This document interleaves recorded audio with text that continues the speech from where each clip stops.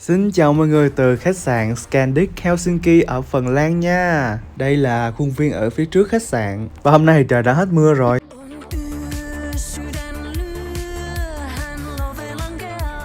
Có thể mọi người đã biết là dân số của thành phố Hồ Chí Minh là vào khoảng 11 triệu người, thì dân số của Phần Lan chỉ bằng một nửa mà thôi. Đó cũng là lý do tại sao Phần Lan lại có nhiều chính sách ưu đãi cho sinh viên nước ngoài khi mà tới học ngôn ngữ của họ. Bởi vì điều đó đồng nghĩa với việc bảo tồn ngôn ngữ của họ, thì một số học phí nhất định cũng sẽ được thuyên giảm. Tuy không nhiều về mặt dân số nhưng Phần Lan lại là một đại gia nước.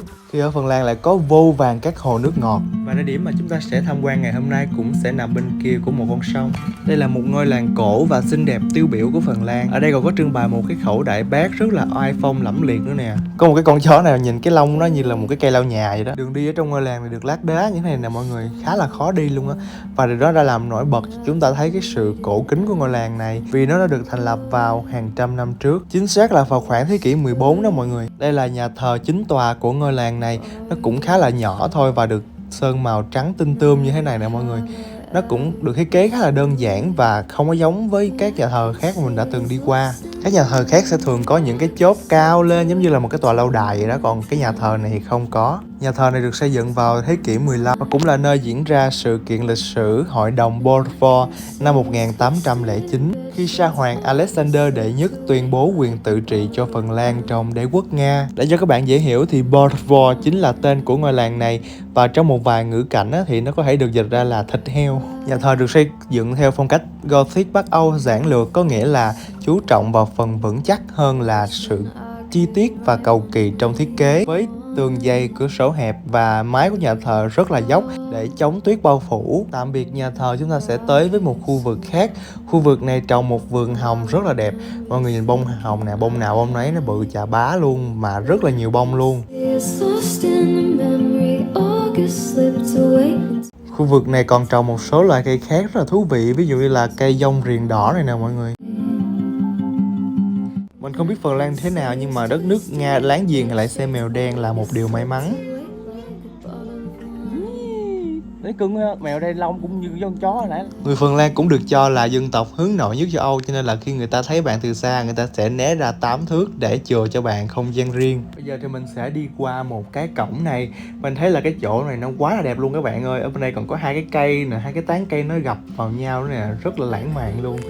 Ôi, xinh quá các bạn ơi. Mình đã quay lại với nhà thờ hồi nãy rồi nè. Ngôi làng này có dân số hơn 50.000 người, nhưng mà mình thấy là nó hơi vắng. Và lại hôm nay hình như chỉ có một đoàn mình là đi du lịch ở đây thôi.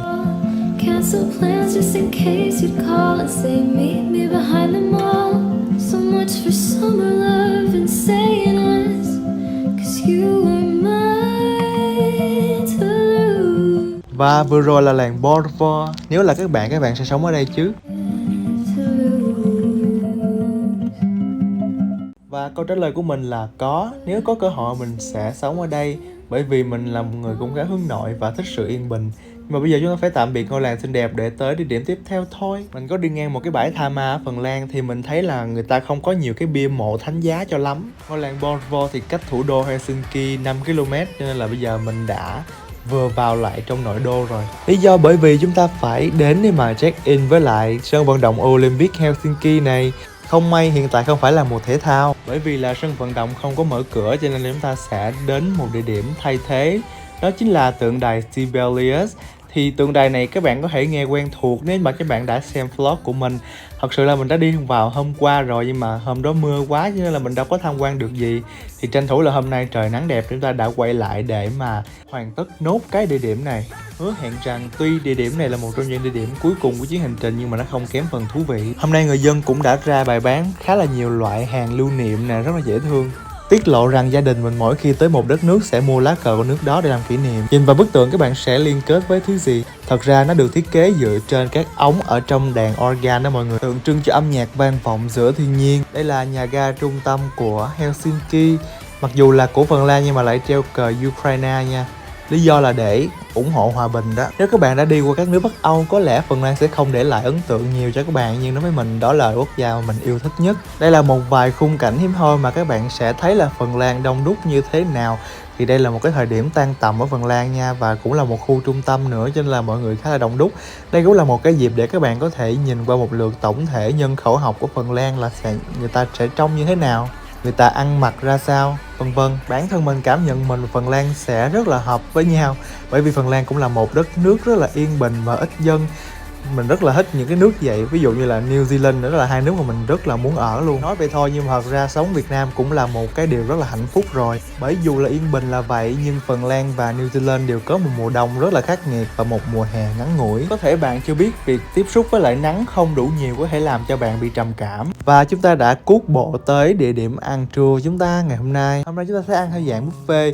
Mặc dù là ở Phần Lan nhưng mà chúng ta vẫn có buffet châu Á. Đây là món phở nè. Các bạn có thấy mẹ mình dắt chanh vô không? Người ta xài cái chanh màu vàng á. Theo mình nhớ không nhầm thì hình như là chủ nhà hàng này cũng là người Việt Nam luôn đó mọi người. Và ở đây là một cái khu tráng miệng nè, có kem và một số loại bánh ngọt. Đây là cái quầy nước nè, có cà phê, có trà này nọ đó. Rồi bên đây thì chúng ta sẽ có muỗng nĩa ly. Rồi qua bên đây nữa thì chúng ta sẽ có, trong đây là cái gì đây? Trong đây là có cơm chiên với lại mì xào nè. Các món này thì nó cũng khá là châu Á đó mọi người. Ở đây là có các món rau củ nấm, có pizza nè, rất là nhiều loại nha. Bên đây thì chúng ta sẽ có các loại rau xào nè, nó có mực, rồi có chả giò, rồi nó có bánh phồng tôm. Đây là một cái món hình như là cánh gà đó mà nhìn chảy nước miếng luôn á. Hình như là cánh gà chiên nước mắm đúng không ta? Thèm món đó quá. Thức ăn ở đây phải gọi hả là ê hề luôn đó mọi người. Bây giờ qua bên tới đây xem là có gì nha. Đây mình có các món nước ngoài nè, mình không biết là món gì nữa. Cái bánh này là cái bánh cá mà hôm bữa mình đã ăn rồi nè. Khu vực này sẽ là đồ ăn Phần Lan hay sao á. Khu vực này là nó sẽ có thịt hầm này, các loại thịt ăn với lại sốt á, ví dụ như là sốt cà ri nữa nè. Đó, cái món này rất là lạ luôn. Như là thịt hầm sốt gì á. Đây là khu vực khoai tây chiên nè. Trong đây là gì đây? Trong đây là khoai tây nghiền với lại cơm. Bên đây là khu vực ăn bánh mì. Phải nói là chủ nhà hàng này rất là chu đáo khi mà đã kết hợp hai nền ẩm thực, đó là Phần Lan và Việt Nam vào trong một bữa buffet. Còn đây là cái vòi nước nè. Chưa hết đâu nha, ở đây có mù tạt, gừng ngâm và nước tương nữa nè. Đó chính là đồ Nhật. Quá chừng sashimi luôn và sushi nữa nè, rất là nhiều luôn. Sẵn nói về Nhật Bản thì đối với đôi tai của mình á, thì mình nghe là tiếng Phần Lan nghe nó khá là giống tới Nhật Bản nha mọi người. Phải nói là nhà hàng này đã nằm trong top những nhà hàng mà có đa dạng đồ ăn nhất. Bên đây là có khu salad nè, trái cây nè, có bơ nè. Nhà hàng này còn được các thầy tu ghé thăm nữa, có nghĩa là bán đồ chay cũng rất là ok á. Bên này là khu vực quầy bar sẽ phục vụ các món nước mà bạn yêu cầu.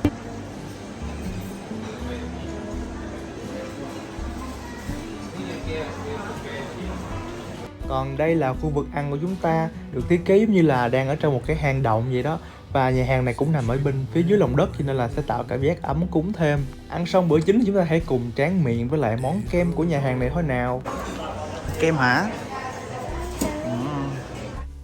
Đằng sau tấm đề can hình dãy nhà này là một công trình. Mình nghĩ là Việt Nam đã áp dụng điều này để làm tăng mỹ quan đô thị.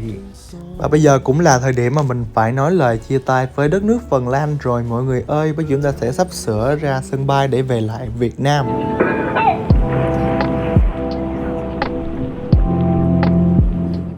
Ta-da! Và bây giờ thì mình đã an toàn ngồi chiếm trệ trên máy bay rồi. Và mình đang từ Helsinki để bay tới một sân bay quá cảnh ở Qatar. Và tuyến bay từ Phần Lan tới Qatar sẽ mất khoảng 6 giờ 40 phút. Lần này thì mình được đồng hành với là một hãng bay hoàn toàn mới có tên là Finnair, có nghĩa là hãng hàng không Phần Lan đó. Máy bay của hãng hàng không này khá là nhỏ nhưng mà nó có chuẩn bị cho mình một cái màn hình máy tính vệ tinh như thế này để cho mình thỏa sức khám phá trái đất từ trên cao. Và như các bạn thấy trong hình là mình đã zoom ra được một cái công trình kiến trúc ở Qatar đó mọi người. Rất là đẹp luôn. Còn bên đây là sân bay Qatar nè. Và bên cạnh là thủ đô Doha, cái nơi mà mình sẽ hạ cánh xuống. Còn đây là toàn bộ quá trình mà máy bay mình đang cất cánh lên đã được thể hiện qua màn hình ngay chỗ mình ngồi luôn. Đây là một cái điều mà các hãng hàng không khác vẫn chưa làm được, trừ hãng hàng không Finnair này. Đây là một điểm cộng mà mình rất là thích luôn, tại vì mình được theo dõi được là máy bay mình đang làm gì, rất là hay luôn.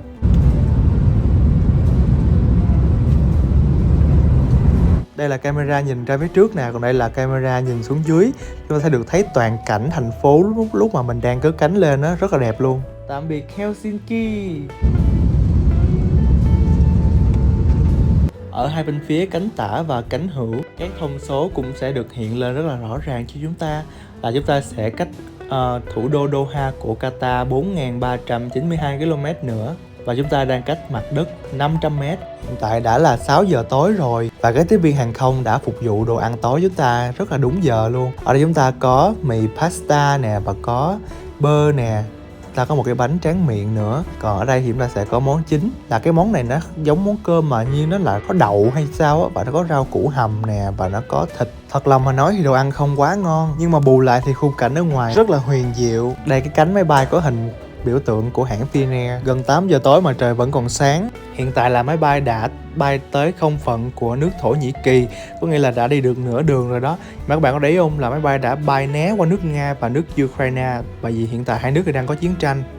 Và tới tận gần 12 giờ đêm thì máy bay mình mới hạ cánh được xuống sân bay Doha của Qatar. Có nghĩa là máy bay đã bay đúng với khoảng thời gian dự định.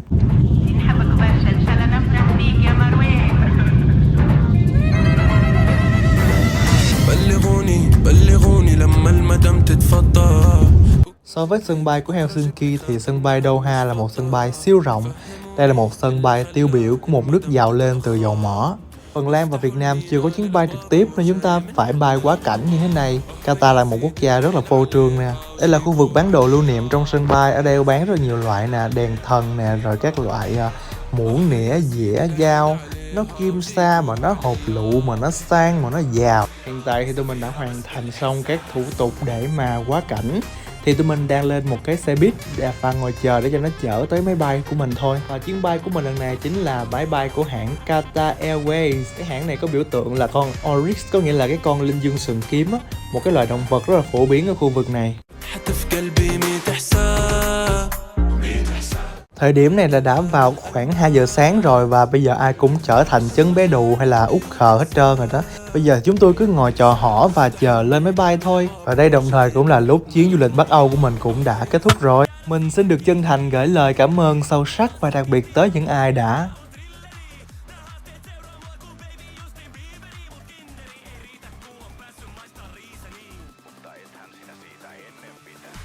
Hẹn gặp lại các bạn ở những chuyến hành trình sau nha.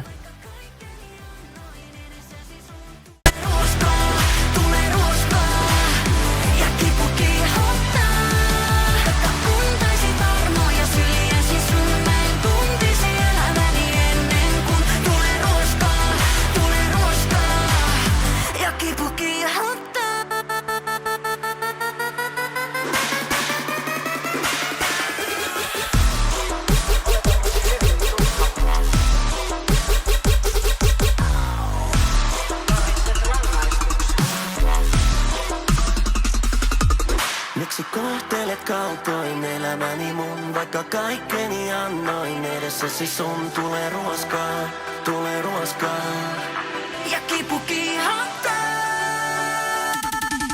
Miksi